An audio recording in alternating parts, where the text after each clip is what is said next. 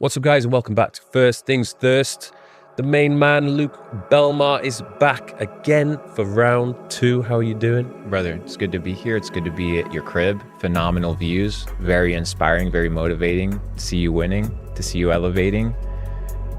Very dope. Life is good. And I thought, since the last podcast went down such a treat, over 1 million views. If you guys haven't seen that, I highly recommend you check that out. I thought it's only right that we do a round 2. You've had an interesting start to this Dubai trip, haven't you? Yeah, I mean, basically a typhoon here in Dubai. Everything underwater was kind of crazy. I think it hit all the crypto bros. It was the curse from God. So, makes sense. It's very strange. I've had quite a few people asking me about what my thoughts are on this. I know loads of people on social media are talking about cloud seeding, how it's a result of cloud seeding, but I don't think the UAE authorities or scientists have got to the point where they've mastered the art of it that well. I think they wish that they had the capability of creating that kind of a storm. I do think it's probably more natural. What are your thoughts on climate change? Climate change in general? Yeah. I mean, I think climate change is a hoax as a general premise, and I think big institutions utilize it as a form of control. But I think we're getting into the place right now where science and technology is advancing to the point where people might start playing God. Getting kind of crazy out there. If you got billions of dollars for research and development, kind of fucking around, start cloud seeding, start doing some crazy stuff with vaccines, and start doing some crazy stuff with experimenting on cloning and all this sorts of weird stuff. Hey, when you're a multi-billionaire, you might have some free time to start playing God. It's so crazy because even the storms that they had here, the reason why it was so bad was because it was 3 big storms back to back in a 24-hour period. Apparently, since the record started 75 years ago, they haven't had this much rainfall in a single day. I mean, it was wild. So there's guys in canoes. Did you see the one with the guy on the jet ski? Yeah. So crazy, bro. Crazy. But the thing is, it's been 2 days now. We were supposed to do the podcast 2 days ago. Obviously, couldn't make it happen. But it's still a bit of a mess out there. The roads are still flooded. It just goes to show that how sort of fragile everything is. Society is just extremely fragile. I was literally telling some of my boys, imagine the storm in Dubai actually lasted 2 weeks. Lights went out, electricity went out. It's pretty much straight carnage. Civilization is more fragile than people imagine. It's pretty crazy. Have you seen that film Leave the World Behind? The one that's produced by Barack Obama. Did you know that? Yeah. I haven't seen it, but it's kind of fucking crazy. I heard the Teslas start self-driving and running into each other, and all sorts of madness takes place. There was another movie that was produced as well called White Noise, I think a year before, about a train in East Palestine, Ohio that gets blown up, and then a couple months later the train in East Palestine, Ohio blows up. So who knows, maybe the elites are literally planning a takeover. I like just psyoping us. There was a lot of people who had mixed thoughts on that film and the ending, but I liked it because I was like, holy shit, this is so real. This could... Have you watched Black Mirror? Yeah. So crazy, dude. So crazy. All that stuff is... We're very close to it. I mean, we're already in it. You're looking at, ever since COVID kind of took over and biometric scanning for facial recognition is becoming the norm. I think it was 80 or 100 years ago, passports were first introduced into kind of society for travel.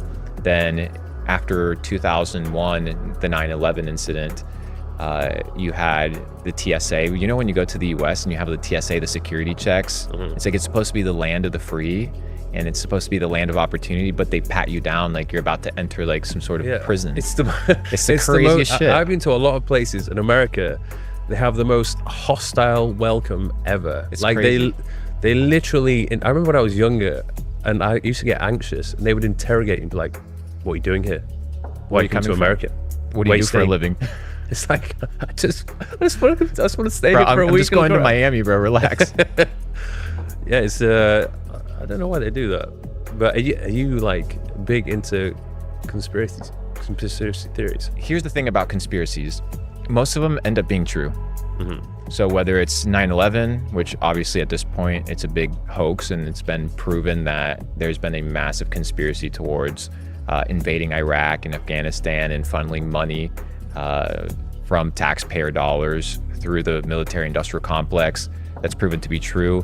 At the end of the day, a lot of these conspiracy theorists get clowned on the internet, but with enough time and with enough kind of validity, these things end up playing out. Whether you look at COVID, you look at some of these things where you weren't really allowed to talk about it for years and people are like scared about it. A lot of these theses end up being true. So I just observe them and let them play out, and let the bots believe whatever the government wants them to believe, and we just kind of play our own game. I love it. I always get lost in the YouTube rabbit hole and looking at all these videos. I try and pick something to watch and relax my mind before I go to bed, and then before I know it, 3 hours later, I'm just like wide awake thinking, what the fuck is going on? There's crazy ones like MK Ultra, which is the mind control program from the CIA. So you see a lot of elites use MK Ultra to control celebrities and things of this nature, and it's proven to be true. So if that can be true, where they run some mind control psyop operations on people, maybe everything else could be true as well. Those humiliation rituals. 100%, bro. John Cena in a dress when he's supposed to be the most jacked stud of the world. Who does that? Who does that? So 100% there's humiliation rituals, and people are willing to sell themselves for a bag. Pretty disappointing.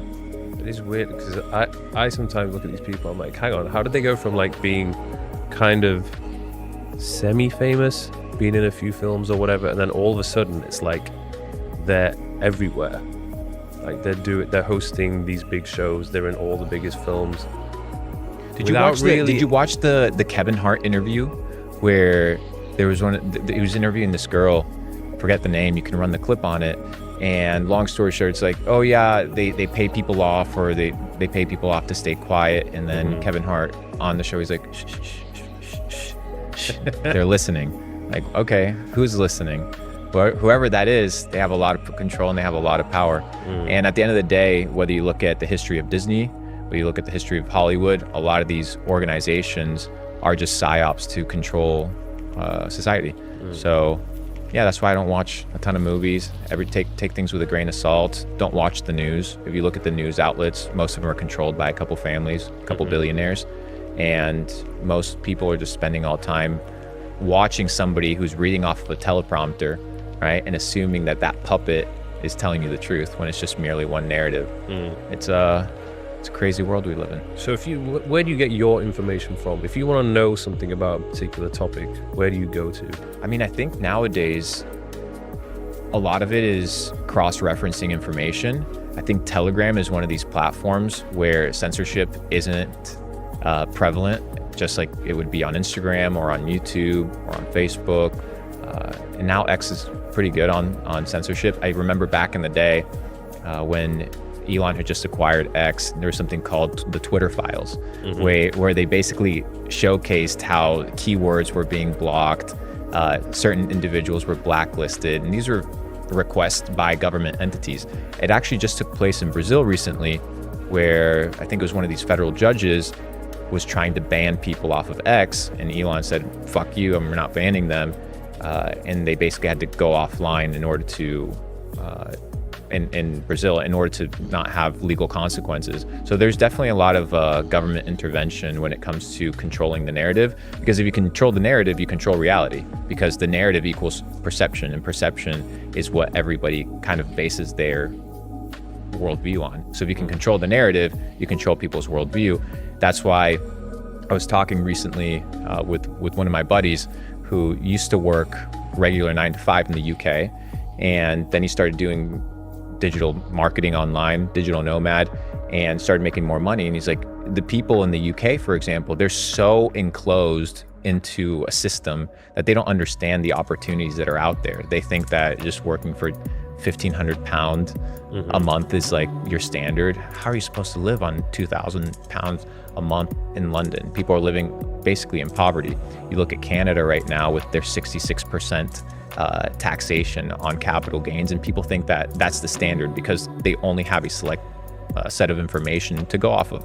But the internet is the democratizer of opportunity and the democratizer of information. So these platforms like Telegram that are helping prevent censorship, or you look at the likes of Rumble, now you look at the likes of X, wherever that ends up being, These are kind of these combatants to government agencies coming in and trying to control the narrative. And I understand it as a government, if you're trying to control 1 billion people and you have to keep a certain narrative in check, or you have other governments come and try to push counter policy or counter narrative, it can get quite dangerous. So at the end of the day, I think the most important thing is critical thinking for yourself, and evaluating the facts at hand, and understanding that most people don't have the best interest in mind for you. They have their own interest and their own agenda.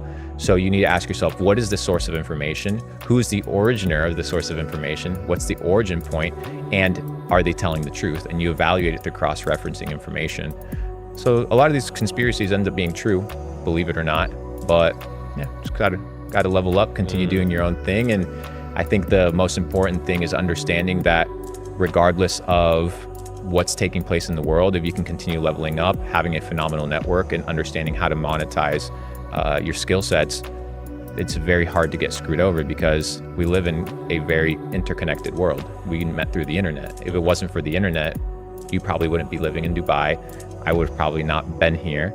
And the democratizing of opportunity happens through the ability to bypass censorship and to, in some way, shape, or form, curate your own narrative and curate your own perspective by taking as many points of view as possible. That's why you see these big people on the internet that end up being censored, is because they're a counter narrative to the common norm or the common message, and they end up getting screwed over.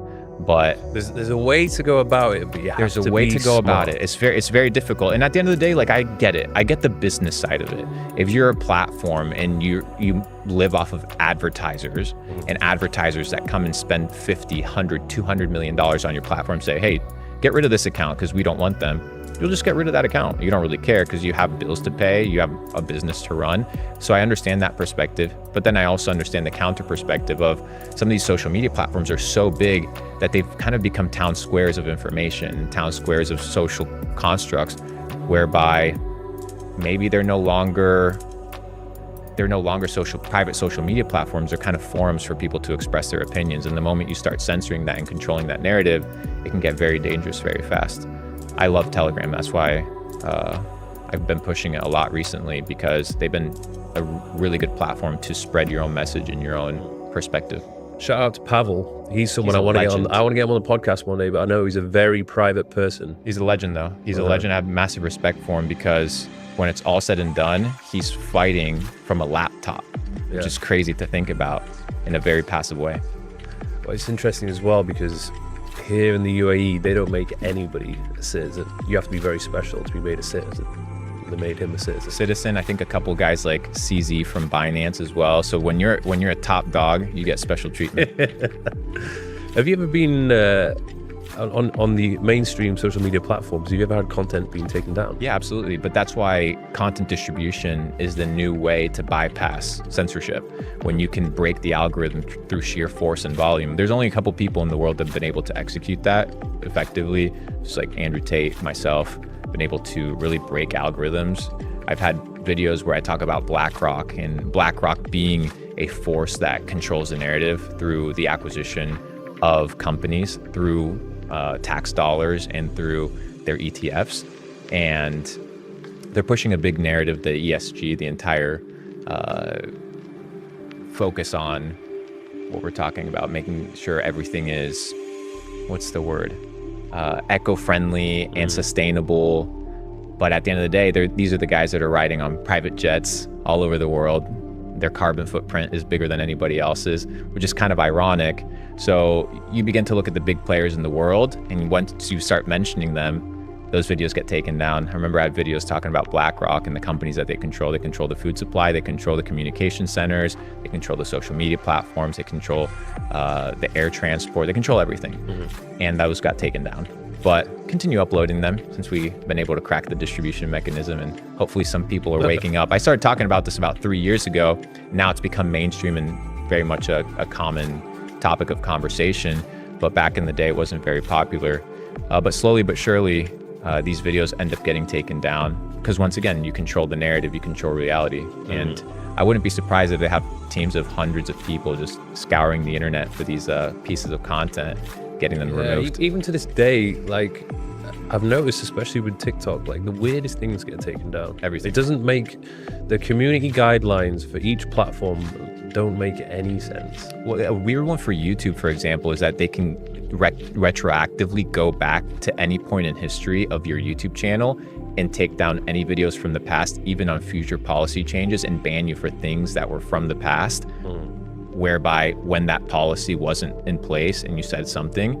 I think there was one that came out recently. If you said a cuss word in the first 15 seconds, you would be demonetized. So all these videos started getting demonetized after this policy was passed because somebody used a cuss word in the first 15 seconds. So creators have to basically figure out where's the line, where do you draw the line? And that's where I think a lot of people are getting sick and tired with these platforms, because they're making a living off of them. They input so much effort, and without creators, these platforms wouldn't exist. So they kind of need us. And I think it's a good time for creators to kind of band together and potentially find an alternative solution to platforms that are censorship resistant. And yeah, I've had, I mean, it's not a massive issue, but I probably had tens of thousands of dollars not given to me because of some weird demonetization decision. It's nothing to do with music. Yeah, it's just weird. like, oh no, this is not appropriate. And also with health, you see a lot of these what is it, the expert clauses that you end up getting at the footer, where they say it's misinformation, and then you click on who's the person that's curating the misinformation. It's some weird journalist that's probably paid off.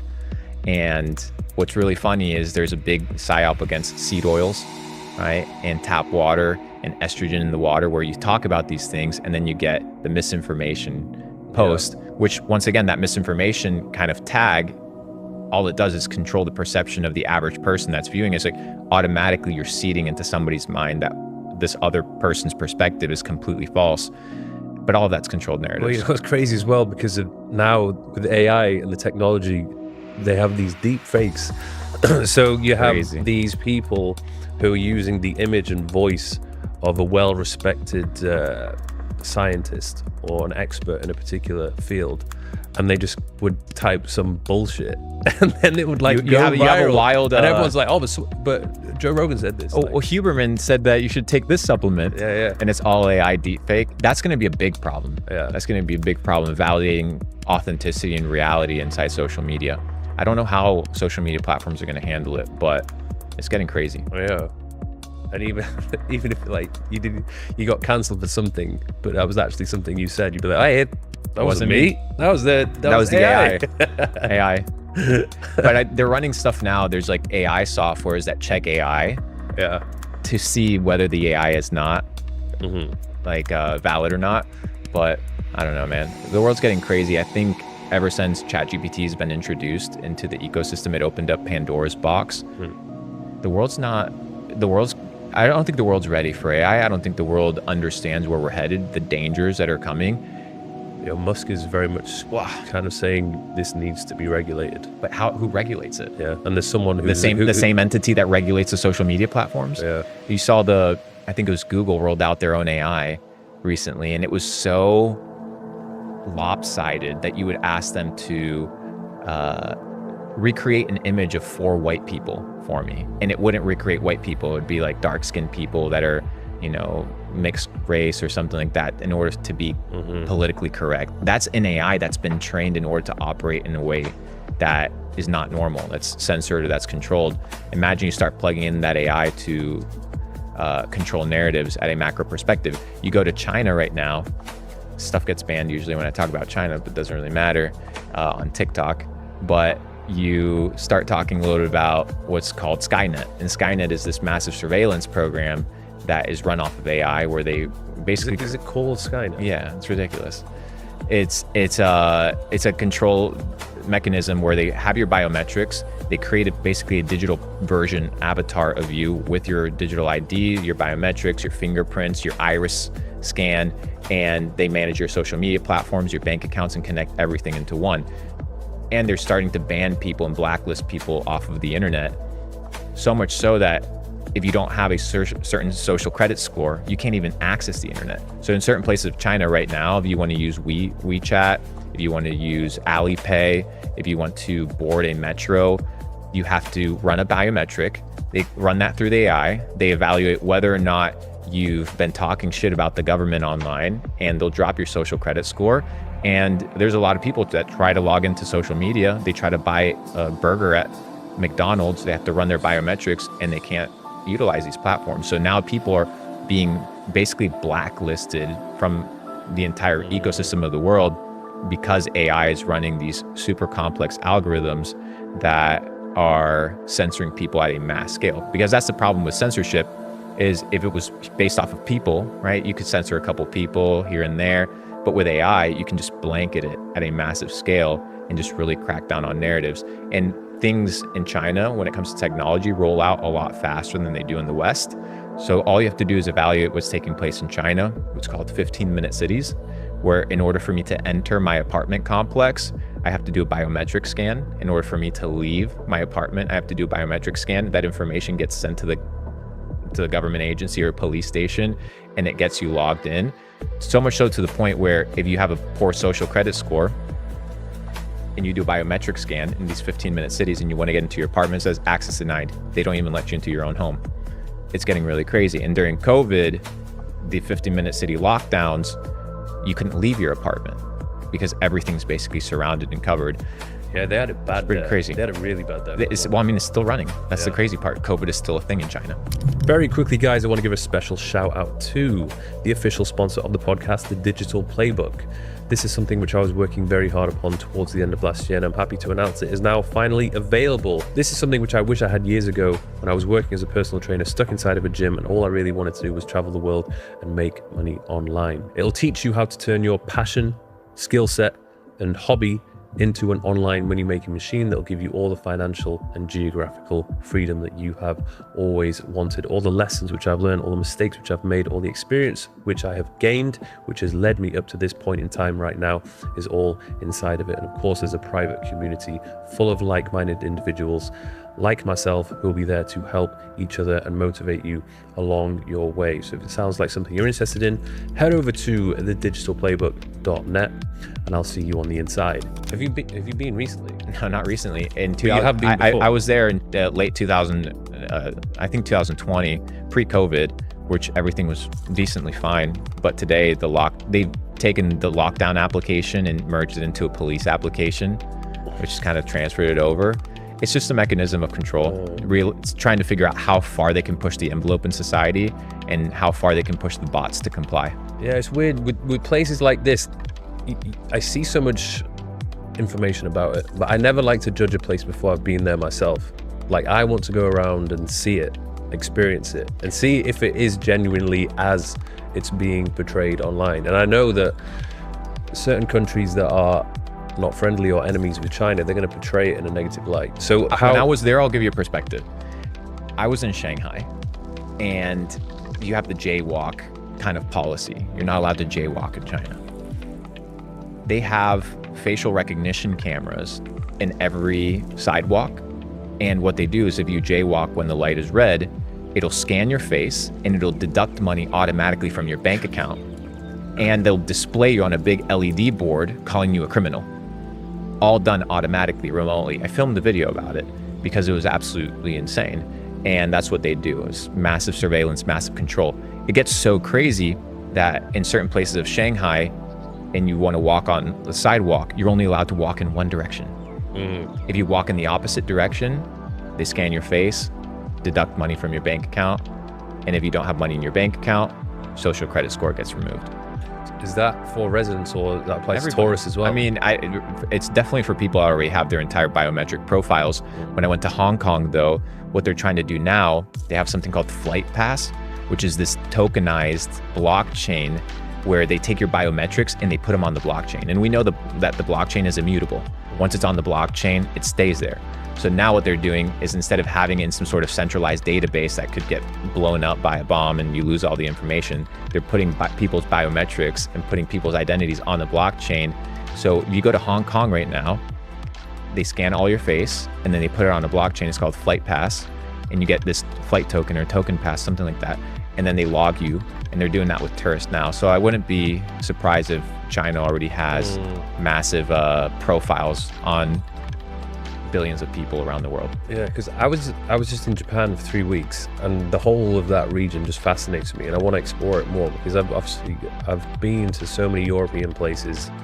They're beautiful, but they're all very similar to each other. Yeah. But I feel like obviously Japan was a massive eye opener. I know you've been before. You got quite a lot of experience with going to these. I love Asia. Yeah. So would you say it's still worth visiting China, or probably avoid and go elsewhere? I mean, China's beautiful. China has incredible culture. The thing with China right now is the moment you enter, you have to walk on eggshells in everything that you do, everything that you say. I don't even know if I might get arrested if I go to China, you know? Like, if they saw me go around with like the camera crew, they'd be like, what are you doing? Yeah, exactly. Tracking everything. So, or you already have all the videos of yourself on the internet where you're talking shit or saying something that they don't like, just straight to jail. I don't care. What do you have like a backup plan or a plan in place if shit does hit the fan? Like if carnage does unfold and there's chaos in the world, what would Luke Belmar do? I mean, I think the first thing that you need to do is develop skill sets that are transcendent. So your ability to sell, your ability to negotiate, your ability to network. The second thing is you need to be multinational. So you can't just be dependent on one citizenship. And I know for a lot of people listening that may not have a lot of money, it may seem far-fetched, but if you only have one passport and that government says, okay, well, you can't leave the country, then you're kind of screwed. So it's good to have multiple passports. I've been able to build a decent portfolio of passports. And then the final thing is a network, right? You need a global network, an international network of people that understand different things that are taking place in other regions of the world. So I have certain escape plans and certain strategies and ecosystems that I'm building in different remote places of the world, just in case certain areas and certain civilizations become too controlled. Usually third world countries tend to be a good region. So people or ecosystems that are still really moving with cash, that don't have a lot of digitalization, tend to be good. So Indonesia is pretty decent. You look at Bali. Bali's still a pretty good place to operate. Argentina, now with the new presidency, is giving you access to a lot more opportunity, your ability to buy big plots of land. One of my goals is to build ranches around the world that are self-sustaining. So your own fresh water supply, your own animals, game, deer that are just roaming around, and building what I like to call high trust societies. High trust societies are small networks of people that trust each other that each have different functions inside of that community. And that community is self-sustaining in and of itself. So some people do the farming, some people do the plumbing, some people do the electricity, some people, and you kind of form these high trust societies that you can't really form in massive cities, whether it's Dubai, New York City, Los Angeles, because in these ecosystems, you're very much dependent off of the businesses that are making the ecosystem operate. And if these businesses go out of business or are no longer functional, then you end up being in a really tough situation. I thought about this the other day. I was like, okay, so we just experienced like a storm. Everything was flooded. Pretty much couldn't drive anywhere. Like I was stuck here. Obviously, there's worse places to be stuck. At least I can walk around. But there's still quite a lot of shops, cafes, restaurants that were closed because staff couldn't come in, operate, or even the electronics were messed up. But I was thinking, what if it's like a more severe case of this where the electricity goes out for days? Wi-Fi goes out. Cell towers. The food runs out. Well, I'm absolutely fucked. You're fucked. I don't even know what I would do. And that's an issue. Like, that's an issue. And people don't think about that. People think that society, when you look at any kingdom, when you look at any civilization, they've all gone extinct. Every single one of them. The Roman Empire didn't think that they were going to get nuked. They got destroyed. They lasted about 1,000 years. Then they got divided into a couple kingdoms, but they still got destroyed. You look at the Alexandria, you look at the Greek Empire. It was even Persian Empire. You see the Eye of Africa. I haven't seen it. It's the Richard structure. And they believe that the city of Atlantis was there. Once upon a time, like 12,000, 13,000 years ago, maybe more, it was one of the most advanced civilizations that this planet has seen. But there was some sort of cataclysmic event. They believe it was like a flood, a huge flood that swept across Africa and completely wiped it out. I mean, there's a lot of records that, whether it's different texts, different religions, different kind of scrolls or different history records that all point to a massive flood that wiped out society, not just once, but multiple times over. And just to assume that everything's always going to be okay is a fallacy. That's why I always say that the skeptic is the one that survives. The person that's always looking over the shoulder and is always alert is the person that ends up doing well. And you kind of have to be a little bit paranoid, because if you're not paranoid, then a bad situation could take place and you have no sort of rescue plan or B plan. That's why making money is an extremely important thing to do, because it gives you access to tools and resources and people that you wouldn't have otherwise. And the treatment that people with money, influence, and power have when shit hits the fan is completely different than the average person that is stocking shelves and that is just utilized as an expenditure. Well, that's why I'm all for space exploration. Like, I do think that it's important for our species to be interplanetary and not be stuck just to this one planet. I mean, now with this whole weather control thing, the time could come where you can basically cloud seed and create civilization on other places. Have you heard of is it the HARP program? Which I think is, I don't know if that's associated with America, but apparently it's something to do with how they can alter the atmosphere to affect weather systems. But that's all very secretive, and nobody really knows how you can look at. You can look at Bill Gates, who's a massive crook, and he's now pushing something to add haze into the atmosphere to start kind of covering the sun, so that it doesn't cause the planet to warm up. I'm like, okay, so this guy's just playing God now. There's going to be no side crazy, effects bro. of that. Yeah. Do you think there's anybody who is in a very strong position of influence who's actually doing a good job? Like someone you admire who's like, okay, yeah, he's doing a good job. Like he's actually trying to make a positive difference to the world. It's a tough one. It's a tough one, because all you can go off of is perception, and perception is controlled, right? So whether you're an influencer, that's a small one or a big one, whatever content you put out ends up being how people perceive you. So what if the people that run the world understand how to control that narrative? Anybody that's in a government institution, I just automatically don't trust them, because I don't truly think that we need big government the way that it's being pushed on us. I don't believe in this source of controlled authority over mass amounts of people, and the ones that are like, oh, well, Luke's talking out of his ass, or Luke doesn't understand that you do need government. Well, you've never lived in a situation whereby you've actually had deep levels of freedom. When I tell people, let's say you were a society that was in slavery. And let's say you're born in year 200 of that 400-year cycle of slavery. You have no concept of freedom. You have no concept whatsoever of what it means to be autonomous. Today, we look at the US dollar built on the fiat system, a massive way to control society by printing money out of thin air and getting people employed. That's why they're called human resources, right? Because you're just an expendable resource for building all these things that are pretty much propped off of debt and off of fiat. It's pretty much slavery, right? And yeah, certain people can get out of it. Certain people can, finesse their way to the top. And like I said, the internet kind of is giving people the opportunity to do that. But most people end up living lives of what I like to call quiet desperation. And they are pretty much slaves to their 9 to 5. They're slaves to the preconceived notions of how one should actually go about making money or building a business. And in my opinion, these are all mechanisms of control to subdue society and control society at mass scale. Keep people broke. In the US, for example, everything's on credit and everything's on debt.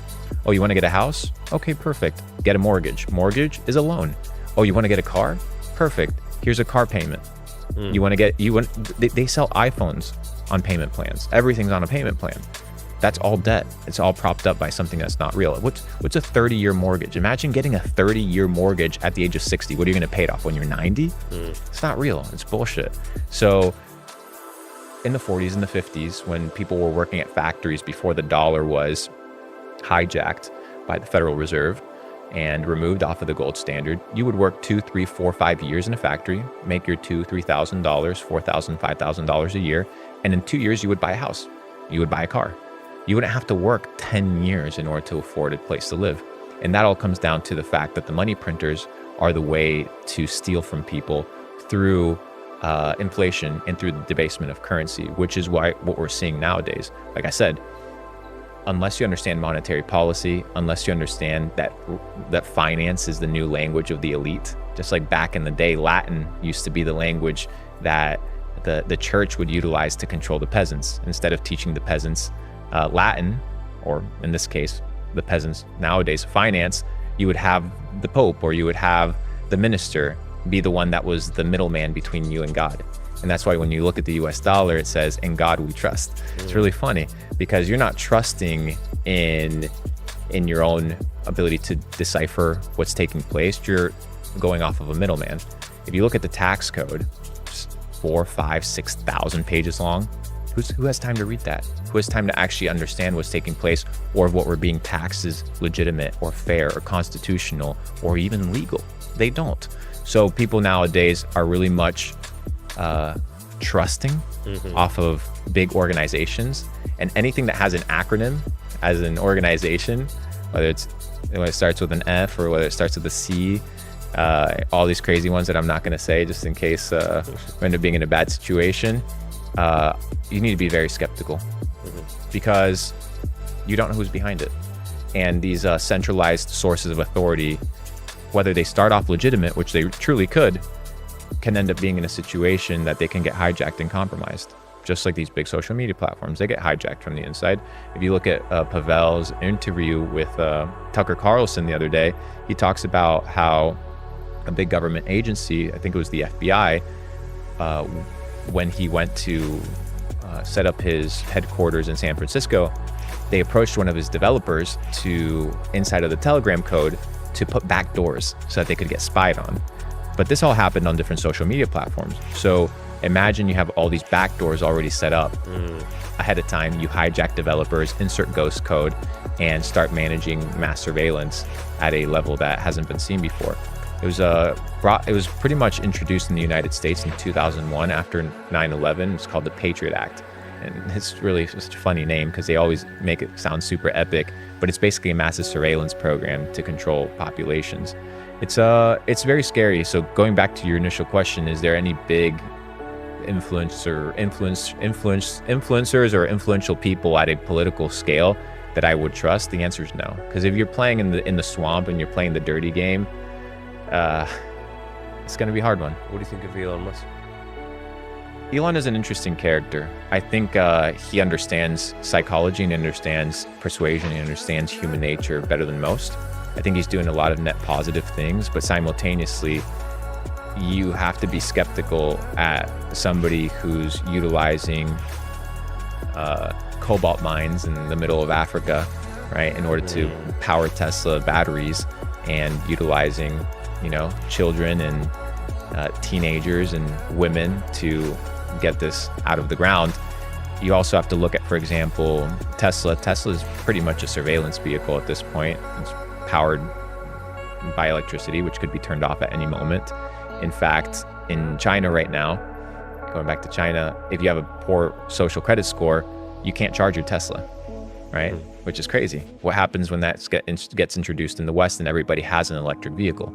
So they'll tell you on one Do you side, think that's why they're pushing electric vehicles 100%, so much? Yeah. because it's a mechanism of control. You have one kill switch and you can basically turn off all sorts of travel.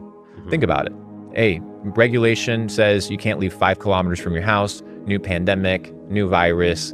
Oh, well, you don't want to comply? Well, we're tracking through your car. Your car has Wi-Fi. You went 5 kilometers outside of your house. Turn off the car. Boom. And it doesn't even have to come down specifically to one individual like Elon, but this entire premise right now of biometric scans to access the internet is getting pretty dangerous. So I think there's also a net positive, but he really knows how to play people and play both sides of the aisle. He's always a few steps ahead. He's good. He's good. He's very good. And that's why he's where he is today. Yeah. But at the end of the day, like I said, I don't trust a lot of people in these high ranks. And that's probably why I haven't been invited to any of these crazy parties. I like what he's doing, trying to get people on Mars, though. I think I think we should be pushing space exploration more. Like all that kind of stuff is so fascinating. It's fascinating. Like, I'd love to know the origins of where we came from, humanity, the universe, things like that. Do you have any strong thoughts on that? Bro, I'm just here today, right now. I spawned into this reality, this 3-dimensional realm. I don't know what the fuck is happening. Some people tell you that there's reptilians. Some people tell you that there's all sorts of shit. All I know is that there's something weird, right, taking place. I can't put my finger on it. I don't know what exactly it is. All I know is that humanity is very much controlled at a mass scale. And it's definitely controlled by maybe a couple thousand people that really understand how the world really works. And they do it through banking. They do it through social media platforms, and they are being quite effective at it. What do you say to people who say that you're just talking shit and you're crazy? I mean, that's fine.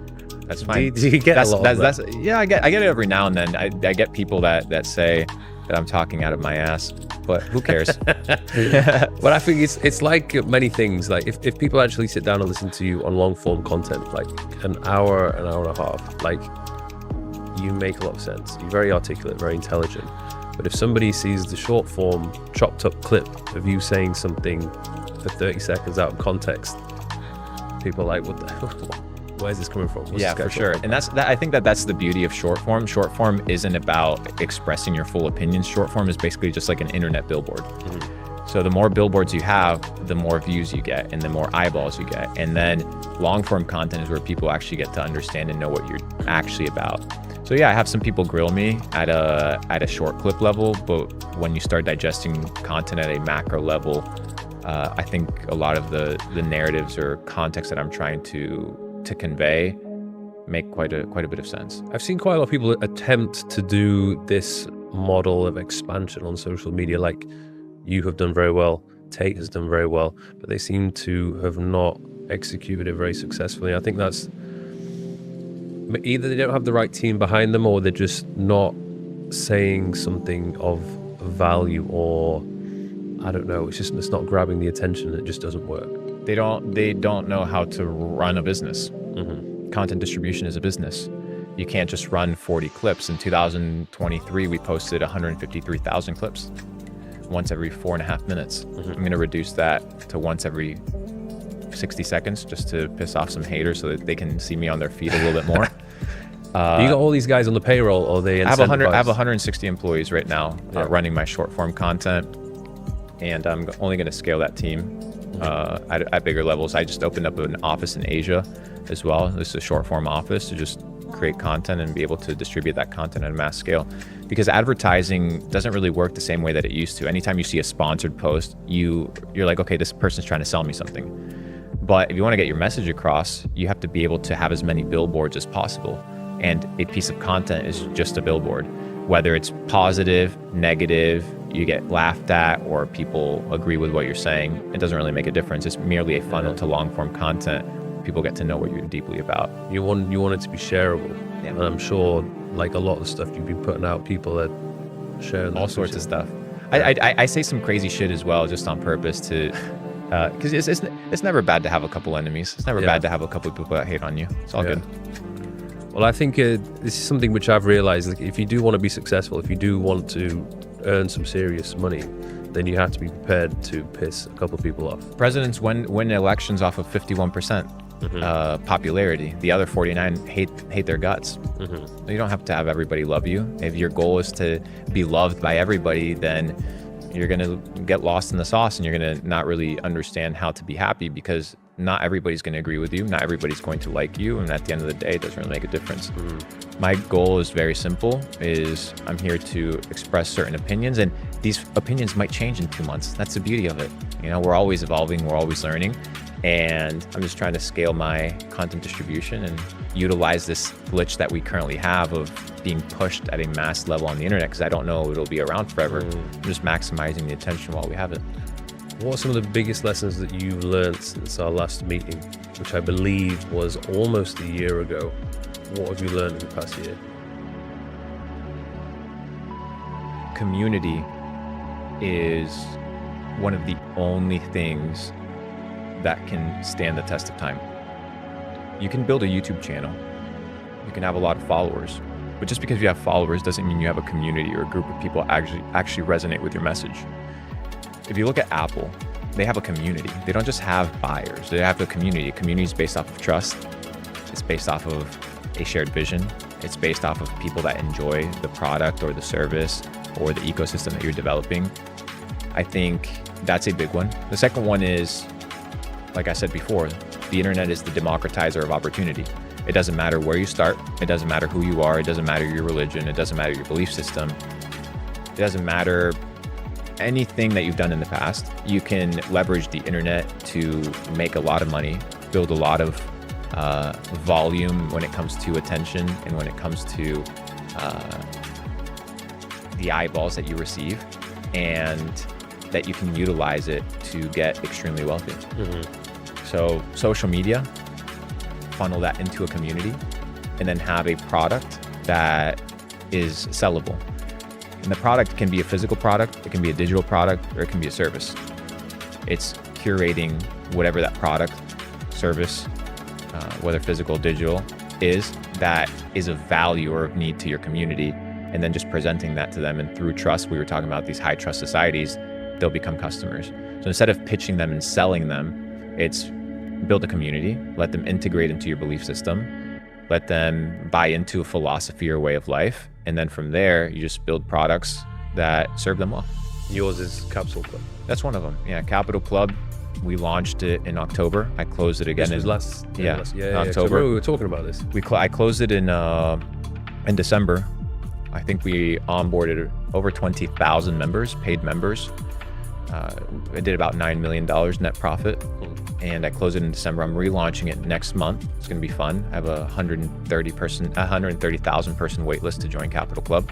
And Capital Club is broken down, like I said, is my community, into three perspectives, three aspects. One is your academy. Your academy is basically an ecosystem to educate entrepreneurs in business, finance, biohacking, and the second aspect is the marketplace. So an integrated ecosystem, since I have a big community where I can go to different companies and be like, hey, can I get a better rate for your product? Can I get a better rate, a discounted rate for my community, so that I can offer that?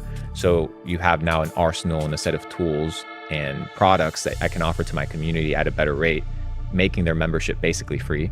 And then finally is the network. The network, whether it's physical events or digital events, where people can come and solidify the relationships that they built on the internet. And it's been working extremely well. We're one of the fastest and largest growing communities in the world. Yeah, I see how many people are frustrated and annoyed that they aren't part of it. Like, they're trying, but how do you even go through the process of letting people in? So when I launched Capital Club in October, I did invites only. So I would invite 2,500 people a day, randomized through my email list. I have 450,000 people that signed up to join Capital Club, but I would only allow 14.76% of those 2,500 people that were invited per day to join, which is 369 individuals. So 369 individuals paid $369 every single day. So every single day, the business was generating over $100,000 net profit in subscriptions, annual subscriptions. And it basically was a first come, first serve. If you didn't have access to Capital Club when you were invited and you missed it, well, too bad. No retargeting, no second chance, no upsell funnel, one simple product, one simple offer. If you're about it, so be it. If you're not about it, it's all good. You've interviewed some pretty big heavy hitters. Absolutely. Which one individual did enlighten you the most, or one that you took the most away from? I think I did two interviews that I think were phenomenal. The first one was I interviewed the head of the central bank of Albania. I flew all the way to Albania because I wanted to sit down and really understand the perspective that central bankers have with regards to crypto and Bitcoin. And we had a very heated conversation for a couple hours. So I put that inside Capital Club. That was really dope. Then I was able to bring a gentleman by the name of Brian Tracy, who's an OG. Yeah, I've heard of Brian. He's an OG when it comes to sales, when it comes to productivity, when it comes to team building. So I flew all the way to California, sat down with him. We had a 3-hour session, charged me 10 grand per hour. So I was able to basically get all the community questions, put them together, and sit down with him things that would be very hard for an individual in the community at a very individual level to afford. So I was able to do that through the community. And then another buddy of mine, which you know, who's Raul, 29 years old. I think he just turned 30, absolute killer in business. And for those who don't know who he is, he was on my podcast a couple of weeks ago. So he's a legend. Check him out. Absolute legend.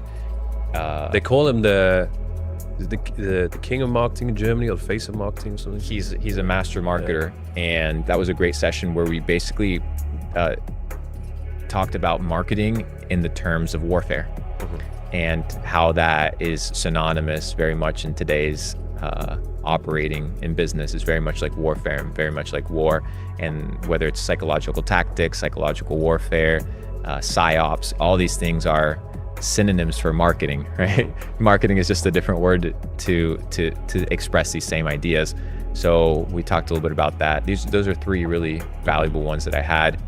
I was also now getting into interviewing and chopping it up with top guys in crypto. We've had some really phenomenal guests there as well. It's a good time. Who's the one person that you would absolutely love to sit down with for 2-3 hours? Pavel, I think, is one of those guys that's actually fighting for freedom. And I think we share a lot of synergy against, the big man, against the potential dystopia that's being created through the censoring of content. But I'll line it up, so it'll be good. I think I'm meeting with him tomorrow night at a party, so we'll have a good time. Is that what you're doing at the moment? Then you're spending a lot of time traveling around. I don't feel like you have a base anymore. You're just constantly on the move. That's something that I've really been able to build out over the last 2 years. Like I told you last time, I sold my house. I got rid of probably all my assets. I was liquid, right? So I was pretty much at that point, I think it was June, I was just in dollars and in the stock market. And then it's a pretty amazing feeling knowing that you're not really tied down to anything. Or tied into anything. Yeah. I understand having an incredible house. I understand having supercars. I understand having super yachts and how these things are glamorous and they're dope and they're accolades of success. But they also occupy a lot of mental real estate. And these are things that somebody else has marketed to you as beacons of success, right? Unless you've been told that a Lamborghini equals success, then not everybody's going to buy into that philosophy. But it's been marketed as something that equals success.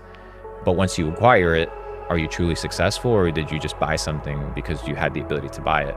I just don't want to be tied down to materialistic things because it's just not my cup of tea. I want to be able to have the freedom and the peace of mind to do whatever it is that I want. So the more freedom that I have, the better ability I have to move, the better ability I have to think, and I have less things that people can hold against me and take away from me because I don't really have much. And then my entire rotation back into crypto was when BlackRock announced their Bitcoin ETF, that they were applying for their Bitcoin ETF. And BlackRock ETF is your basket of assets where basically individuals can come and invest into products. Exchange traded fund, that's what it's called. And they applied for it and they got it. And that's when crypto started to take off again. So I rotated all my cash because I held no assets. I didn't have these liabilities. I was able to rotate back into the markets and it's doing extremely well. What are your predictions for Bitcoin? $150,000, 2024. Really? 100%. I mean, it's not that far away. We've achieved mass adoption. We are at the cusp of a massive revolution whereby crypto is no longer seen as gambling money. It's really seen as a store of value. It's seen as a medium of exchange. It's seen as a bet against the US dollar and a bet against fiat. Over the last 4 years, the US dollar has lost 20% of its purchasing power. Purchasing power means your ability to buy a good, a service at a certain given price. So let's say you had $10,000. 4 years ago, you would have been able to buy something. Today, you would need $12,000 in order to buy that exact same thing.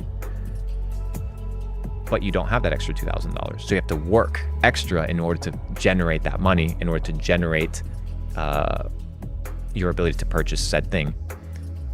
So what happens when they continue debasing your currency? You have to have assets that you want to flee to. That's the first thing. The second thing is, have you tried to send money overseas?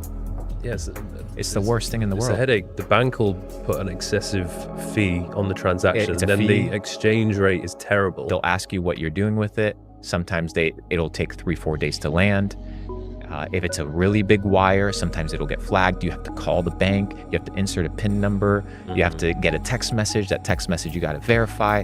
With crypto, I can just send you money, peer-to-peer transaction, without really having to worry about it. Really cool thing now that I was telling you before, Telegram is rolling out your ability to send money through usernames, right? So you're gonna have your Telegram username. I'm just gonna be like, hey, Mike, here's $10,000 in USDT, done, sent to you. I don't have to ask JP Morgan Chase whether I can send money to your HSBC bank account and fill out a wire questionnaire, and then that gets logged. So now we have an interconnection. Surely the All this stuff is crazy. government's going to get involved with that, because like At some point, absolutely. Unless it becomes becomes so big that it's hard to stop. And that's where mass adoption needs to take place. That's where the peasants need to band together, just like the movie Bug's Life. Remember when all the ants got together? Yeah. I mean, at the end of the day, that's what you have to do. When all the small fish come together, they can actually dictate what the status and the norm is going to be. But it requires a lot of balls, and it requires a lot of courage to do so, because you might have to sacrifice your freedom. You might have to sacrifice your lifestyle. You might have to sacrifice your well-being for the pursuit of that freedom. And most people are just not willing to give that up. Most people like to live as comfortable slaves.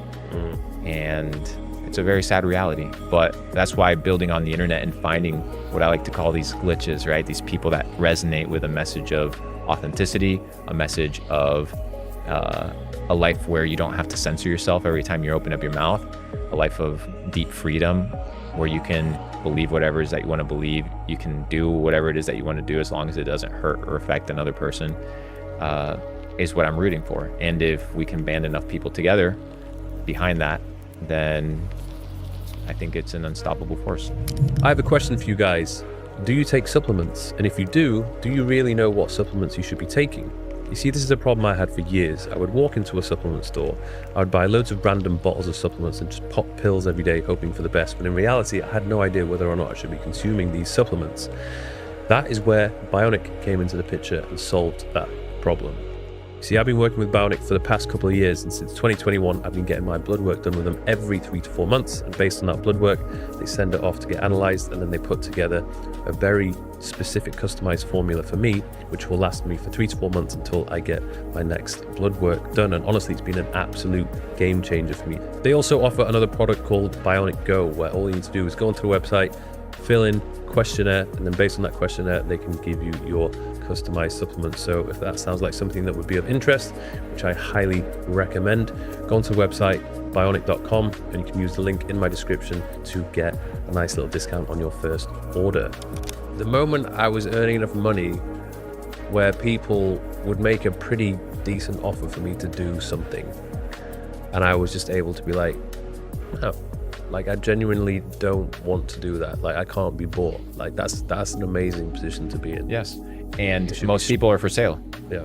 And most, like we talked about, these humiliation rituals, these are people that are for sale. And some people are like, I'm never for sale. Yeah, but what if they offer you 50 million? What if they offer you something that is life-changing? And some people get these offers that are life-changing offers. But if anything is, if you have a price, whether it's a multi-million-dollar price or, you know, to keep your job because you get jabbed, then you're a slave. Because you're for sale, and I'm not for sale. That's why you need to be able to get rid of all the things that are liabilities or that can be used against you, so that you can live a life of freedom. And freedom doesn't mean having a lot of things. Freedom just means your ability to do whatever it is that you want to do, wherever it is that you want to do it, however it is that you want to do it. And it requires a lot of work to earn that freedom. And most people just don't want to put in the work to get rid of those shackles. I did, and it paid off. And now my objective is to be able to translate that same message to other people. Where are you getting the insider information for where the markets are heading, whether that be the stock market or when it comes to crypto?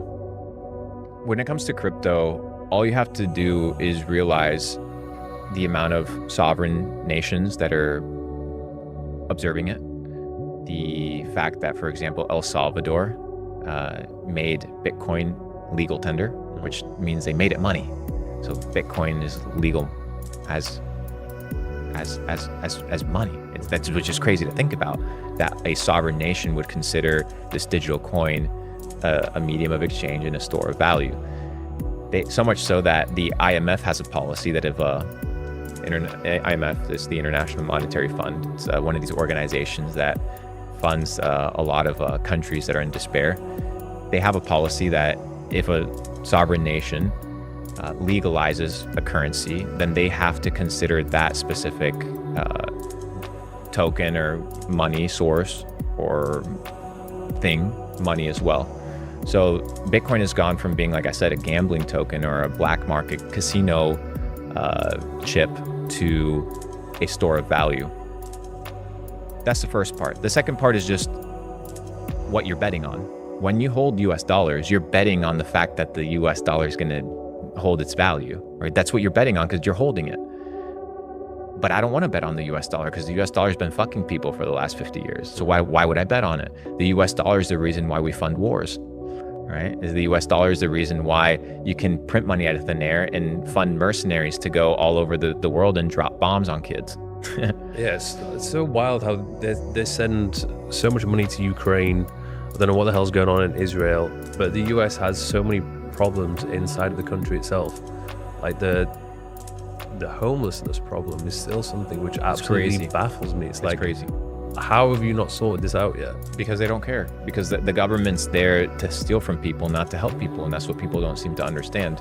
That government aid is not government aid. That when the United States comes and drops $1 billion relief package, it's not a relief package, it's a loan. And if you don't pay off the loan, now you have to sell off national assets like land, like precious metals, like natural resources to pay back that debt. And that's how you turn countries into slaves. Yeah. I like this quote, which you said, "Those who want to lead the orchestra must be willing to turn their back on the crowd." What do you mean by that? You have to be okay with being misunderstood. You have to be okay with being rejected. You have to be okay with not thinking like the 99%. If you want to lead, you have to lead from a place of confidence. And the worst thing you want to be is be a follower that follows followers. It's the worst thing that you can be. Sheep. A sheep that follows sheep. A leader is the one that sets the direction, is the one that thinks on their own terms. Whether they're right or wrong, whether you agree with it or not, you have to be able to turn your back to the crowd. You must be able to turn your back to the status quo and the norm, because usually the norm is dictated, like we said, by perceptions that are managed by extremely powerful entities and people. And it's usually based off of a very limited set of rules and beliefs and a preconceived set of plans in order to manage society. And most people cave to that. So whether it's the school system, whether it's how people think about a job, whether it's how people think about relationships, whether it's how people think about their eating habits, all these things, you have to be able to think out of a place of autonomy.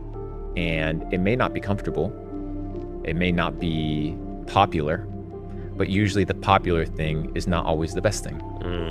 And if you want to be a leader, you have to lead yourself first. And you have to lead yourself through free thought and through critical thinking. And unless you develop those things, then you're going to just be a follower of followers. Speaking of free thought, the way that you are conjuring your thoughts together, what do you mean by devil music? I was intrigued to know by what does Luke mean by this, and what types of music fall under the category of devil music? It's interesting. I listen to music, I'm like, hang on, is this what Luke was talking about? Like, should I not be listening to this right now? So music is, there's different levels to the music, whether it's the vibrational frequency that's attached. You can go to churches today that actually are playing vibrational frequency sounds. This is proven and recorded, where you can manipulate people's emotions through certain vibrational frequencies. At churches, some mega churches, they'll kind of run sound waves in order to evoke emotions for people to give more money, in order for people to believe certain things, which is crazy to think about.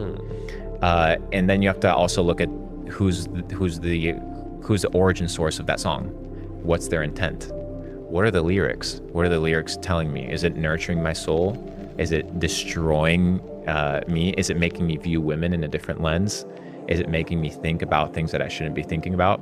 Or is it inspiring me? Is it pushing me towards positivity? Usually, once again, if it's mainstream, it's based on controlled narratives. You can even look at the prison industrial complex. Most of the prisons in the United States, not most of them, but a decent percentage of them, are privately owned, which is crazy to think about. So that means that prisons are businesses. A lot of the prisons that are controlled at a private level, they have a stake in the biggest music record labels. And they've done deals with a lot of hip hop artists to push certain narratives on violence and gang culture. Fuck the police. To just fill up the prisons. And if you don't think that that is truth, all you have to do is go watch some of the Ice Cube interviews where he's literally talking about how there is and talk about somebody who's in the game, right? Who's been offered these deals to push certain narratives, to push certain songs and certain culture to get these prisons filled, right? Because the more prisoners you have, the more profitable you are. And I would just be very careful, whether it's a podcast, whether it's a YouTube video, whether it's a movie, whether it's a song, be very careful and try to avoid anything that you think isn't going to nurture your soul. 1, 2, be very careful that you understand the intent of the person. And 3, be very careful with the lyrics, because repetition also influences behavior. So if you're always listening to fuck bitches, sex, drugs, guns, well, that's pretty much what you're going to be thinking about all day long. Or girls listening to girls talking about being a hoe. Exactly. You're probably going to be a hoe. So these are all perspectives that, once again, the mind is very malleable. The mind is very persuadable. But the worrying thing is how these people are literally idolized, particularly in America. Like, I feel as though the worst people are getting all the fame and the attention. Well, because fame is fabricated. Once again, if you control the radio stations and people just turn on the radio and you're the one that dictates what songs are going to be on the radio, then you're good. If you understand vibrational frequencies and what triggers certain emotions, like Drake's mastered vibrational frequencies. That's why he has a specific beat, a specific tune, a specific flow. It's because he found a winning flow that just causes him to have hit after hit after hit after hit. There's a science behind it. It's not just, oh, this guy just sits in a lab and the song just cooks up and it's dope. No, there's a science behind virality. There's a science behind distribution. There's a science behind fame. I don't think any person or very few people are famous just by naturally becoming famous. A lot of people fabricate fame into existence, and you cause it through distribution, and you cause it through It's very calculated. messaging. Everything's calculated. It's more calculated than people actually think. When you look at video games, when you look at the music industry, when you look at the movie industry, they literally hire psychologists to come in and figure out how to push certain narratives because they understand how the brain works. Yeah. And unless you're safeguarding your mind and you're the one that's dictating how you want to think, then somebody's going to think on your behalf. You know, the weirdest thing is when I meet some super smart people, they're so good at mastering the art of conversation and charisma. I feel like I'm literally being seduced mid-conversation. And it's like scary sometimes. You have to kind of be aware that some people they're smart and they know how to play you. And there's really good people that understand this, like very good players that really understand psychology. One of them, a really famous one, was Edward Bernays. Edward Bernays, known as the father of propaganda. He was related to Sigmund Freud, who's known as the modern father of psychology, and also related to Randolph, who's one of the co-founders of Netflix. So it's really interesting how the propaganda machines work. So when you look at Edward Bernays, he was the one that pushed the breakfast narrative, right? Because the meat industry wasn't producing a lot of sales, so he started pushing breakfast as a main narrative, and sausage and bacon, and these things, just so the meat industry was able to perform better. He also pushed different narratives like cigarettes being the torches of freedom for women. So it was no longer, hey, just have a cigarette because you want to have a buzz or whatever. It was a signal, it was a movement. And these are people that understand human behavior, they understand human emotion, they understand psychology, they understand how the brain works, and they utilize it against you. It's very scary, but it's very real. What's going on with the vlogs? It's been 6 months since your last one. Yeah, I'm sure you have a lot of people demanding when the next one is coming. Yeah, I mean, I've been focusing a lot on this short form stuff, and it's been going well. And I've been in crypto. I've been focused on building a lot in the space. I've been investing a lot in the markets, been working with a lot of teams, and my attention's been diverted a little bit in that direction. But I'll be back. I want to get back in the game. I've been a little bit lazy, not from a sense of the inability to make it, but more so there's so many other things happening in life and you only have a certain amount of hours a day. I'm still refining the content team and building that out, but it's underway. Probably get one rolling out. They do require more work than people think. Yeah. Even just being to Japan, like pretty much filmed the whole thing. And the amount of content we got was crazy. It's just trying to keep in the best aspects of the trip, making sure it's like edited nicely. Like I'd much rather take my time with it than to try and rush it and then put something out which is going to be rushed. Like when it's ready, it's ready. It's a business, dude. Making videos on the internet is a full-time business. I'm already running a real business. I already have my venture capital fund. I have my crypto fund. I have different projects that are rolling out. So sometimes your mind gets occupied with different projects and content gets sidelined. But right now I think we're doing about 10 million views a day on short form, 10 to 15 million views a day. So that's good enough for now. Yeah. Well, I feel like every podcast which you do seems to be racking up quite a lot of views. There's certainly a lot of people that want to listen to you. Do you feel as though there's things that you've wanted to talk about that you never really get to talk about during a podcast that people don't ask you about? Because I feel like, when we did ours, we titled it Glitch in the Matrix. After that, I noticed a lot of other podcasts had similar titles like Glitch or Matrix. And I know that's kind of like your thing, but is this stuff that you like want to talk about but they don't ask you? Yeah, people ask me a lot about religion, relationships. Privately, they ask me more on the technical side of business. When it comes to long form content, I always try to put myself in, more now than before, in the shoes of the listener, and realizing that maybe the conversations that you and I can have about how to build a 7-figure business are just like common conversations to us, and we can literally sit down and talk about how somebody can make $250,000 in a month, and you'd be like, oh yeah, like that's doable. But that may not necessarily be approachable for everybody, and it may seem far-fetched and unrealistic. So it's pretty much trying to figure out how to dial that down in a way that it's digestible for more individuals. So I found myself, making content where I talk about making $10,000 in a day. Yeah. And my business makes a lot of money, but my business also spends a lot of money, right? So I have over 100 employees on payroll just inside Capital Club, outside of the distribution team and outside of my content creation team. These are all families that I need to fund. My payroll is $450,000 a month, right? So when you look at $10,000 a day, that's $300,000 a month, $3.6 million a year. If I was just making 10 grand a day, I wouldn't be able to cover my basis for my current expenditure for my business. So I have to be thinking bigger, and I have to be thinking what may be unrealistic to most and what may be far-fetched, simply because I have big goals, big ambitions, and big dreams for the organization that I'm trying to build. Does that monthly overhead stress you out ever? I know your brother has mentioned the stress silent killer. Stress is a silent killer, indeed. I'm not stressed because we make a lot of money and I just manage the budget really, really well. But it's more so the fact that you have to show up for your team every single day and you have to lead. That's what I would say is the more stressful part, is that every day it doesn't matter what you did yesterday. You have to continue showing up. You have to continue performing. But the money that the business generates is for the business and the business growth. Thankfully, I've been able to make money in the markets, enough money where I really don't have to work or deal with all the bullshit that happens on the internet. I really don't necessarily need it. But I really want to build this ecosystem inside of Capital Club, because when AI becomes a massive dominant force, human connection is going to be extremely important. Community is going to be extremely important. In real life, relationships are going to be extremely important. These are things that AI cannot replace. AI cannot replace human connection. AI cannot replace sitting down with another person and having a conversation. It's not going to be able to replace that, at least in the short term.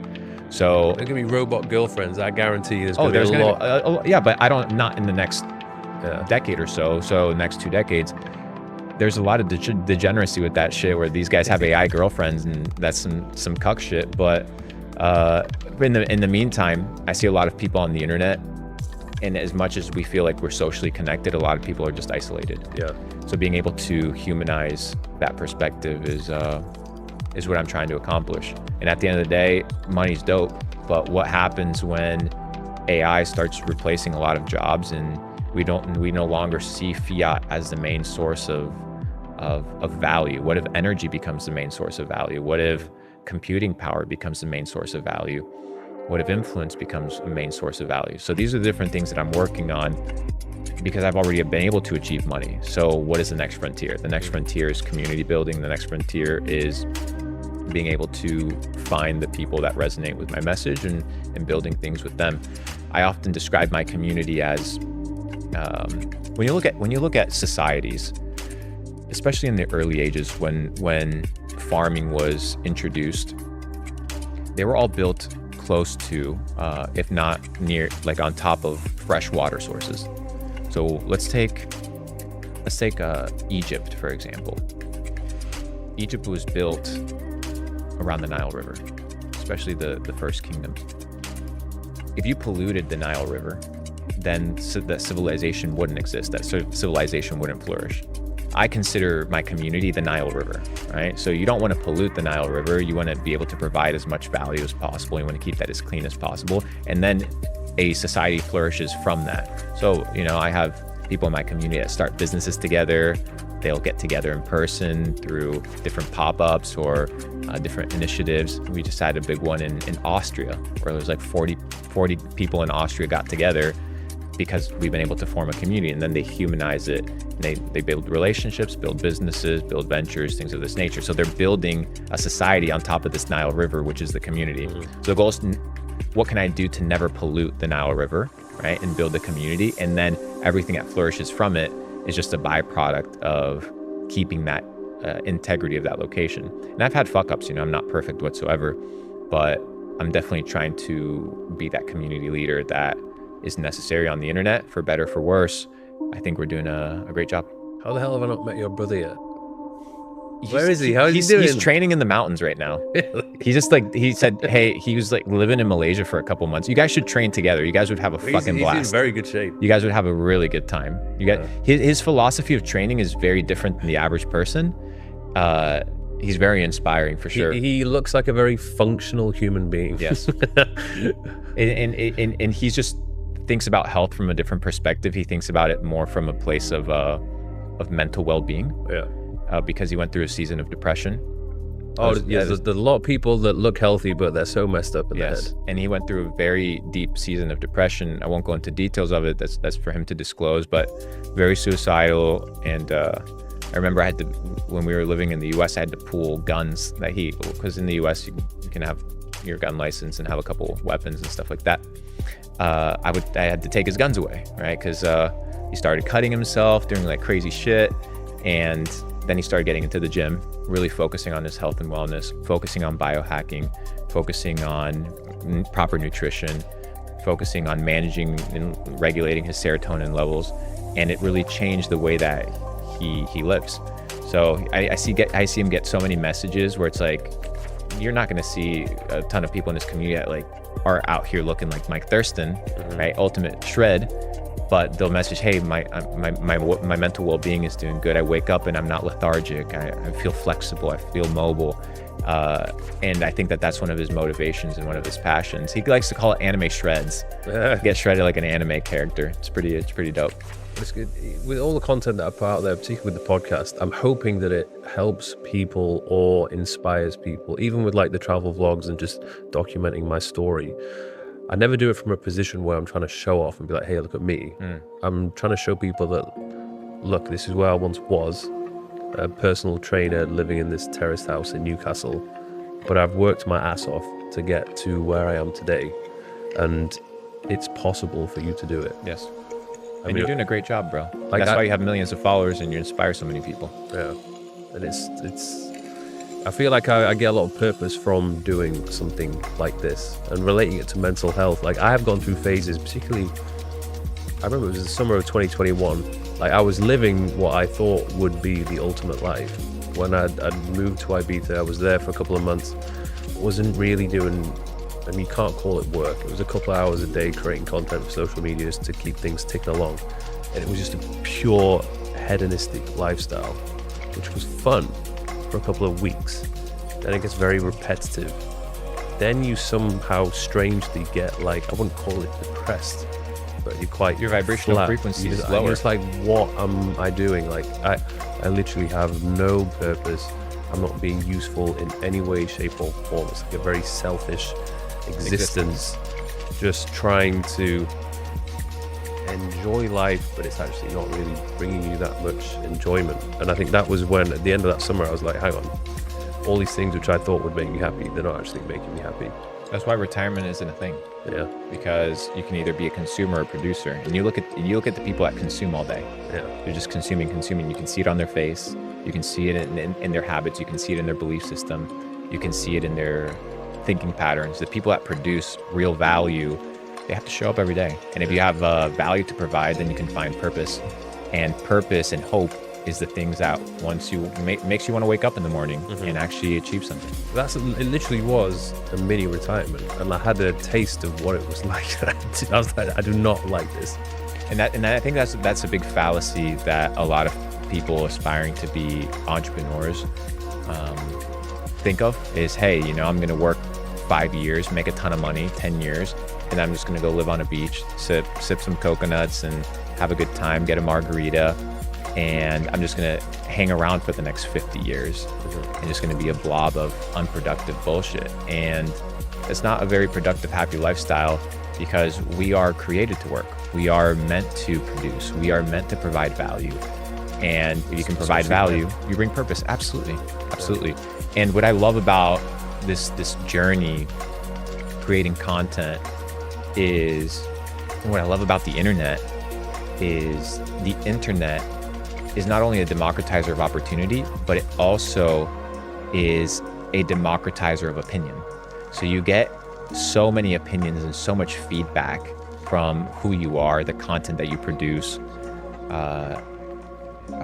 and people keep you accountable. They keep you in check. They keep you on your toes, which also brings purpose, because you start evaluating. It's kind of like a mirror. You start seeing areas in your life that need improvement. So you see somebody making more money. You're like, okay, well, that's probably possible. Or you see somebody with a better physique, or you get roasted on the internet, and you're like, oh, well, maybe they're right. Maybe I should work on this. And you utilize it as a source of inspiration to continue leveling up. Yeah. Well, you finished that last vlog with a very inspiring rant, which was regarding the 3 essential skills that every man should have. First is being the best at what you do. Second of all, to be irreplaceable. And third of all, to be in high demand. Yeah. Being on the market trends. Yes. What are the trends that you're seeing for this or the rest of this year?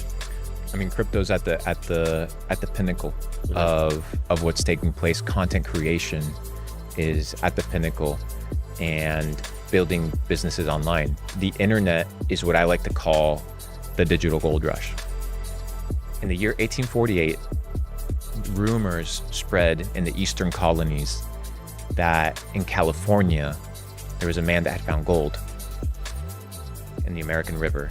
And once the president announced that these rumors were true, 300,000 people moved from east to west, whether it was by land or by sea, to find gold. Today, we live in a similar opportunity. We live in a digital gold rush. The opportunity to change and fundamentally, radically revolutionize your existence within just a couple years by tapping into the internet. The internet has changed everything, because it doesn't matter if you're in Africa, South America, Asia, if you have access to the internet and access to a device, you can build a business. You can make money. You can change your life for free.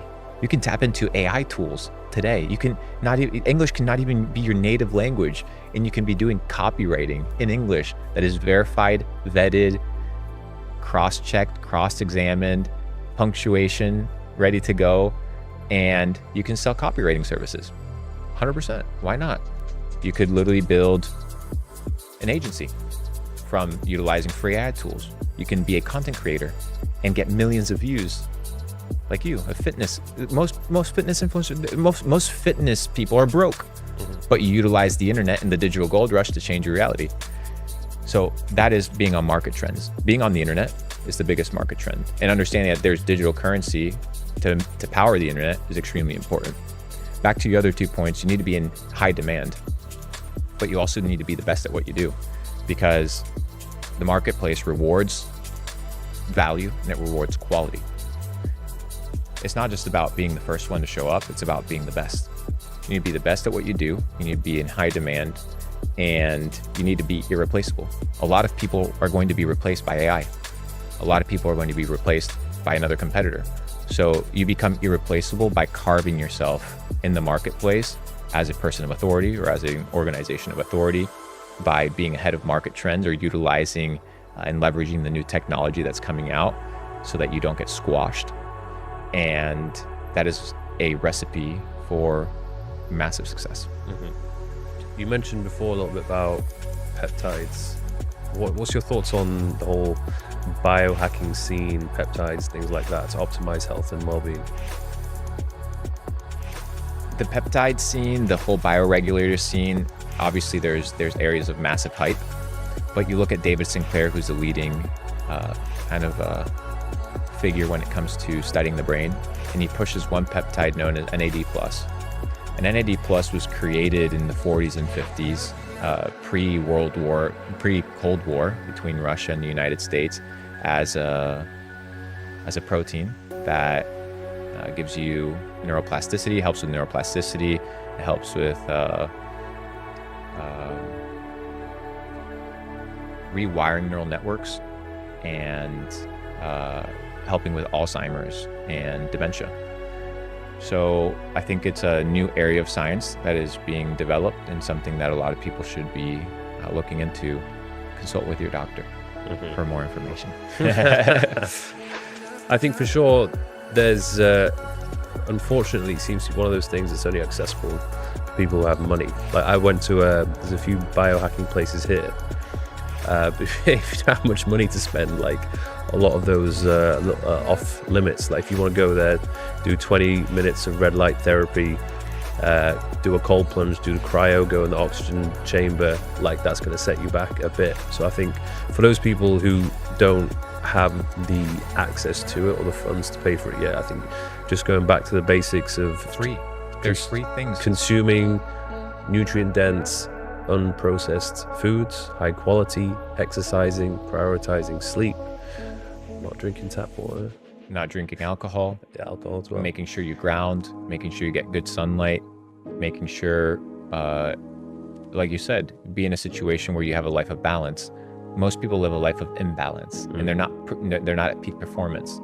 So you can do a lot of things for free that require $0 that are going to keep you healthy. Stretching, mobility. Oh yeah, last time I saw you, we went through some stretching. We went through the session. We had a good time. Yeah, I felt good after that. That actually inspired me to get on the stretching journey. Yes. I because of that, and then there was a tightness on my left side. I think it was a snapping hip syndrome or something. It sounds nasty, but it's not as nasty as you think. It's quite common. Every time I walked, I had a little click on my left hip. So apparently there was some tightness in the IT band, a few other issues as well, just purely from lack of stretching. And obviously I am no spring chicken now, I'm 33. We think about it now, I've been training like consistently every week for like 15 years. Crazy. No stretching. Yeah. Like, of course it's going to catch up to me. Yeah. So Mobility is extremely important. You already built the skeletal muscle, which is going to give you longevity. But look how many people look at old people try to walk out of just get out of a car, or just get up from a chair, or the inability to squat. Yeah. It's horrible. So I got to get my gains up, not gonna lie. But next time we do part 3 next year, hopefully I'm a little bit closer to your level. Are you going to be, I imagine, non-stop travel for the rest of the year? Yeah, I mean, just traveling, living, bro. One of my goals is to visit every country in the world. If I would say, I only splurge on a couple things: food. I like experiences, and travel. Yeah. And I'll stay at the nicest villas. I'll stay in the nicest places. I'll rent a couple cars here and there, but it's all about the experience. That stuff makes a difference. Yeah. Whenever I've noticed this recently, whenever I try and save some money by staying in a place which is cheaper, I notice it affects the overall experience of the trip. Like when it sounds ridiculous, but when you actually do stay in a place which provides this, I don't know, amazing environment, it enhances the trip massively. And a lot of the time you spend quite a bit of time in the place that you're going to be staying at. I mean, I get it. If you're traveling around like all day from first thing in the morning till last thing at night, then you probably don't need, the most amazing hotel room or villa or whatever it might be. But if you are going to be spending quite a bit of time somewhere, then spend a little bit of extra money. Like particularly if, all these people that they go on their honeymoon to the Maldives. If you're doing this once in a lifetime experience, don't try and look around for the cheapest villa. Like, try and stay in like one of the best places. Go for the best experience possible, because it's an experience for you. Yeah. You're depositing, you're taking dollars or whatever currency you have, and you're exchanging it and you're depositing it into the bank account of experience. It's so worth it. Why do we have money if not to utilize it? It makes no sense. What am I here saving dollars while the government's out here printing it out thin air? No, when you use that money, have experiences, because those experiences lead to new information. They teach you new things about the world. Like, for example, you spend $10,000 on this place. Bro, you spend 6 figures a year on this pad. It's a great experience. Every time I wake up and I walk out my bedroom and I look at that view, it puts me in a mood every day. And you could live in a 1-bedroom shitty apartment that is looking at the roads and in the sand and all the bullshit, but you decided to utilize your resources for experiences. And the more experiences you have, the more information you unlock as to what is possible in life. And experiences are just data sets and pockets of information as to the potential of life. You go to Bali and you stay at these massive villas overlooking the ocean. You go to Ibiza, you go to Europe, you go to South America, you go to Patagonia, go snowboarding in the Swiss Alps or anywhere. These are experiences that are beautiful. Life is about experiences. Life is about experiencing the fullness and the range of everything.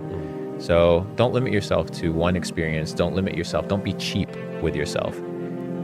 You could maximize your life by betting on yourself and allowing yourself to live a little bit better. Yeah. When I'm on my deathbed or whenever the time comes, I want to look back at my life and be like, that was a good life. There's only 2 regrets that I have in life, and they may sound super superficial, but they're not superficial for me because they're once in a lifetime opportunities. One of them was I'll just mention one of them was the World Cup final. In which country? This one, the one that just happened in Qatar. Yeah. And I could have bought the tickets, $15,000, $10,000 each. I was going to take my dad to it. My dad wasn't available because he was busy at the time. So I was like, okay, whatever. I'm just going to watch it from the apartment that I had in Dubai and just watch it on the TV. Argentina ends up winning. What a game. The craziest match of all time. And I'm here, I'm Argentine, and I'm like, fuck. All I had to do was just go. All I had to do was go. And that's an opportunity I will never be able to relive. Yeah. That's to me is a regret, because I had the possibility, I had the resources to do it, but I was cheap about it. Yeah. So I want to just watch it on the TV. I watched it with some friends. It was dope, but it was like, you missed out on an experience. And you don't have to have a ton of money for experiences. You just have to be able to realize that life is about finding these experiences and enjoying them in the process. Even when I was in Japan, the opportunity came up to watch one of the big sumo matches live. And it's apparently really difficult to get inside of those arenas because the whole country wants to go, but they give out tickets like the lottery just to random people. So I managed to get in contact with someone who had a contact with somebody else. The tickets were not cheap; they're expensive. I was like, screw it. Like, when else am I going to be in Japan? It's going to get the sumo opportunity wrestlers. to watch sumo. And I went, and it was just such a cool. Like everything was so different. Like the way that everybody was sat in the stadium. You know how at the front it's like usually the more expensive seats. We walk in, everyone sat down, crossed legs, just sat on cushions. I was like, what? This is like the VIP area, and everyone's just sat in these little areas, like cross-legged. It's like, what the hell? It was so cool. It's so dope. It was like, it was worth it. What's a country in your pipeline that you want to visit? We're going to Europe with Raul this summer for like 2 weeks. You should join. We should do a little boys trip. Whereabouts? We're going to do 3 countries, and I think we're doing Ibiza, we're doing Croatia, and then I think we're going to do another one. Have some mushrooms, have a good time. That's one thing I've not. I mean, I've done a few things, but I've never done You mushrooms. should do mushrooms. With He me, was bro. last time I saw him. I got Raul. He was telling me about it. I don't know if I'm allowed to say that. Motherfucker's gonna be like, "Yo, why'd you say that shit?" But he had a great experience, and yeah, we should maybe do a little boys trip. It's next couple of years gonna be very fun. Like there's so many opportunities, and there's in terms of the places I really want to go to. I have Australia and New Zealand in my bucket list. Australia's a place I feel like I have quite a lot of my followers that are based in Australia, big fitness scene there. Still never been. Like random places like South Korea. I want to see what that's like. Have you done South America yet? I've done Chile and Argentina when I was 16 on a rugby tour. Nice. Done Brazil, did the carnival in Brazil. But there's places like Costa Rica, Colombia, Venezuela. All those places seem pretty interesting. Yeah, I think Central America is pretty dope if you have the ability to hit up. And now El Salvador is getting better with the whole crime thing is pretty dope. Costa Rica, Panama, they're nice. Colombia is super sick. Venezuela, you can't really get into. Communist as fuck right now. Cape Town is what I've been. Cape Town. I hear good things and bad things about South Africa. It's what they call a blue zone. So there's the vibes there are probably immaculate, but I don't want to get slaughtered. Yeah, I'm like you. I want to tick them all off, see what it's like. My big goal is probably a couple of ranches around the world, chilling, potentially I'm writing 2 books right now, so I want to potentially get those done this year. Writing 2 simultaneously. 2 simultaneously. One is on Bitcoin. I've been writing that one for about a year, and then the second one is my philosophy on life. So that one takes time because it's really being able to learn what I believe. You still holding it down with the other half? Yes. Admirable. Loyal to one woman for the rest of my life. Yeah. How's she handle all the travels? We've been able to build a relationship that is based on deep understanding that you have to sacrifice certain things in order to have other things in life. So in our relationship, communication is the key to success. A lot of people, they fear communication. They fear expressing how and what it is that they want. And it's also understanding that you can't have everything in life. You can't be out here on the couch cuddling, watching Netflix all day and simultaneously run a multi-million-dollar business and travel the world. But the best I can do, sometimes I bring her to some of the trips. Sometimes she just travels and hangs out with family. But it's great. It can be difficult because if you bring them along for one of your trips, It can be a distraction. a huge distraction. Yeah. Hey, where are we gonna eat? Yeah, I want to eat again. I need the toilet. and you know, it travels dope, but simultaneously I have aggressive travel schedules. It's like I'm pinging back and forth. I did 2 months in Asia, January and February. Then I went back to Puerto Rico. I was there for 4 days.